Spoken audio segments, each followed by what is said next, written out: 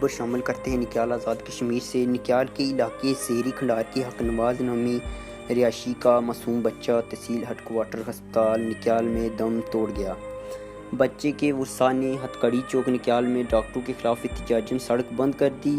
احتجاج کرنے والے ورثاء کا کہنا ہے کہ انہوں نے ایمرجنسی میں بچے کو ہسپتال لایا مگر ہسپتال میں کوئی ڈاکٹر ڈیوٹی پر موجود ہی نہیں تھا۔ بچے کو بروقت طبی امداد نہ ملنے کے باعث موت واقع ہو گئی۔ دوسری جانب ہسپتال انتظامیہ کا موقف ہے، ڈاکٹر ڈیوٹی پر موجود تھے، بچے کو ہسپتال لانے سے پہلے ہی موت واقع ہو چکی تھی۔ تاہم پولیس نے موقع پر سڑک کو ٹریفک کے لیے کھلوایا۔ مرنے والے بچے کے ورثاء نے مطالبہ کیا ہے کہ معاملے کی انکوائری کر کے ہسپتال کے ذمہ داران کے خلاف کارروائی کی جائے گی۔ یہ 24/7 نیوز رپورٹ مالک نازید احمد کوٹلی آزاد کشمیر۔